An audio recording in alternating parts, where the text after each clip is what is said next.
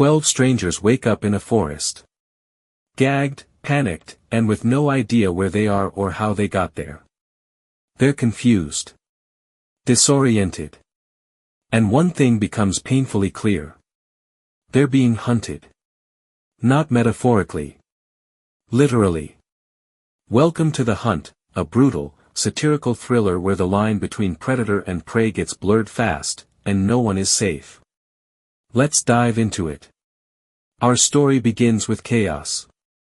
People wake up one by one in the woods, some still drugged, barely able to walk. They find a clearing with a giant wooden crate, like something out of a twisted survival game. Inside, weapons. Guns, knives, and one very suspicious pig dressed in a costume. Then, boom. Shots ring out. Explosions. One by one, the strangers are picked off mercilessly. Some run. Some fight. Most die. You think you've figured out who the main character is? Nope, they're gone within minutes. It's jarring. Unsettling. And intentional. This movie wants you off balance. As the dust settles, we meet Crystal, a quiet, tough-as-nails woman who's clearly different. She's not panicking. She's calculating. She observes. Analyzes. And when the moment calls for it, she kills with precision. Unlike the others, she doesn't ask why. She asks how do I survive? And that's when the questions start: why were they chosen? Who's hunting them? And who's really pulling the strings? Flashback. We're taken behind the scenes, to the orchestrators.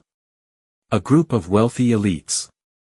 Progressive, powerful, self-righteous, and very, very angry. They're the hunters. People who've decided to take justice into their own hands by targeting individuals they deem deplorables. People who post conspiracy theories. Who offend their politics. Who disagree with their beliefs. It's punishment, masked as satire. But the twist? The idea of the hunt actually started as a joke. A group text message. A meme. But when that joke leaked to the public and conspiracy theorists latched onto it, the organizers were fired, cancelled, and publicly shamed. So what did they do? They made the fake conspiracy real. To prove a point, they started killing. The irony? The people they chose weren't even the ones who spread the rumor. They just picked random names. It's not justice.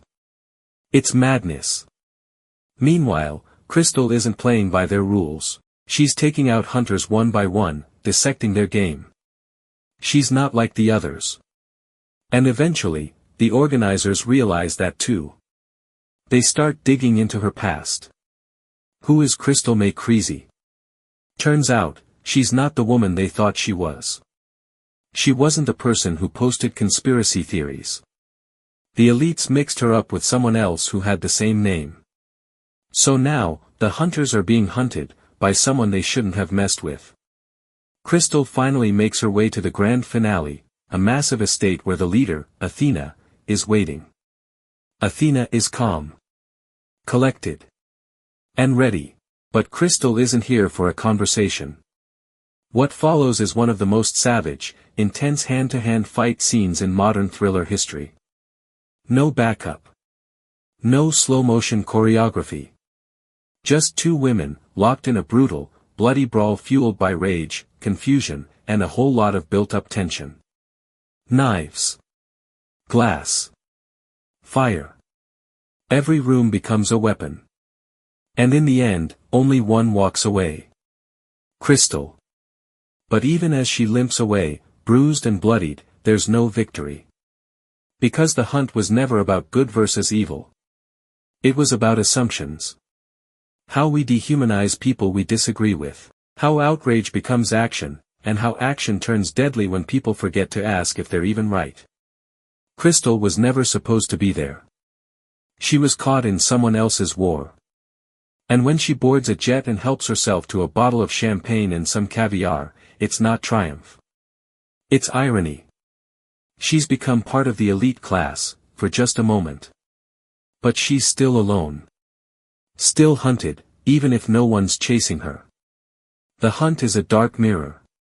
A commentary on how divided we've become, not by facts, but by fears. It shows how easily people will kill, justify, and destroy for the sake of being right.